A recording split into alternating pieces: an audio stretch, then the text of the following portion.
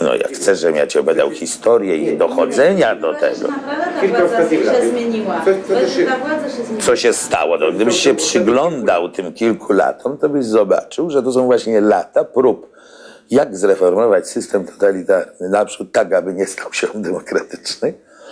Jak się to nie powiodło, to stan wojenny jest taką próbą. Stan wojenny nie był próbą cofnięcia totalitaryzmu, powiedzmy sobie to szczerze. Był próbą wykonania reformy gospodarczej przeciw społeczeństwu i przeciw aparatowi, na którym się ustanowi dyktaturę.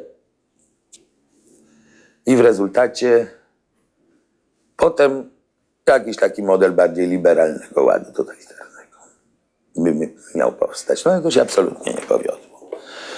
Wtedy zrozumieli, że tu bez współpracy ze społeczeństwem to się nie uda i były przynajmniej dwie wyraźne próby izolowania opozycji i wciągnięcia społeczeństwa do współpracy, czyli wciągnięcia milczącej większości. I to się oczywiście też nie powiodło. Więc doszli do wniosku, że nie ma innej rady, jak wciągnąć, jak szukać porozumienia z opozycją. Ale też długo, jeszcze długo na pewno, wciąż będą ponawiali próby, można by tu wykpić się z analizy z twierdzeniem, że natura ciągnie wilka do lasu, żeby tą opozycję oswoić. Ale oni już wiedzą, że to jest dla nich też niedobre, że nic by na tym nie skorzystali, niemniej też wciąż próbują zawsze zrobić. Słyszę, że ta władza się pomądrzała, jest mądrzejsza. Ja nigdy nie sądziłem, że władza jest głupia. Ja zawsze tylko sądziłem, że ona jest totalitarna i chce być totalitarna. Natomiast jest pragmatyczna, ja to pisałem zawsze. W związku z tym na tym budowałem szansę ruchu, że w pewnym momencie, jak ruch będzie bardzo silny, to ten sam pragmatyzm każe różnym ludziom w władzy uwzględniać go w swoich rachunkach nie tylko jako coś, co trzeba zniszczyć, jako że w pewnym momencie się okaże, że zniszczyć nie można. I ja po prostu tam jest wielu pragmatyków. Władza jest w ogóle dziełem pragmatyków i przyciąga pragmatyków. I to całe szczęście, bo władza powinna być właśnie pragmatyczna.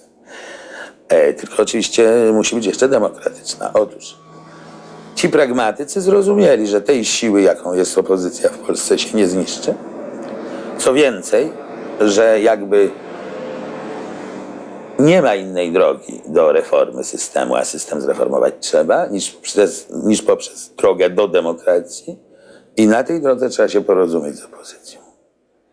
Ja mówię bardzo proste rzeczy, chociaż one są trudne do zrozumienia. Nie dlatego, żeby zdania były trudne, czy myśli, tylko dlatego, że trudno jest przyjąć je ludziom przyzwyczajonym do myślenia w kategoriach oni-my.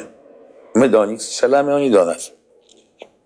A czy nie uważasz, że jakieś czynniki też wpływają na to, że czy to jest perestrojka, że to... No przepraszam, ale ja cały czas mówiłem o obozie.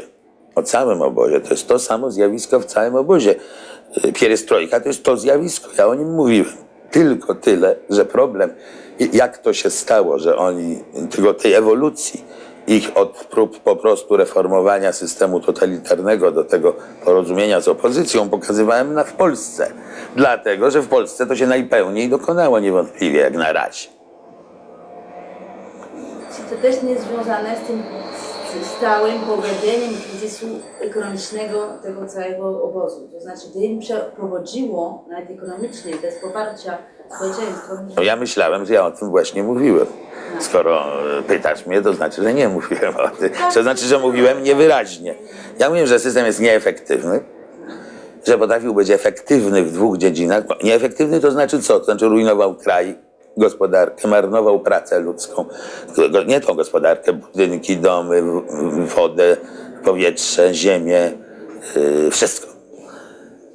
Miał dwie dziedziny, w których był efektywny. Gromadził środki na zbrojenie. Mógł to robić i dorównywać największym potęgom przemysłowym, bo mógł to robić, bo po prostu ludzie jedli mniej, a tu się gromadziło więcej. Miał lepsze środki do gromadzenia. Ale okazało się, że i w tej dziedzinie też przegrywa. Też, choć ma środki do gromadzenia, to już nie ma czego gromadzić. I z jednej strony, a z drugiej strony to, co dla mnie tutaj jest moim zdaniem jednak najważniejsze, to jest właśnie fakt, że on stracił tą swoją efektywność rządzenia przez takie jakby tworzenie powszechnego współuczestnictwa.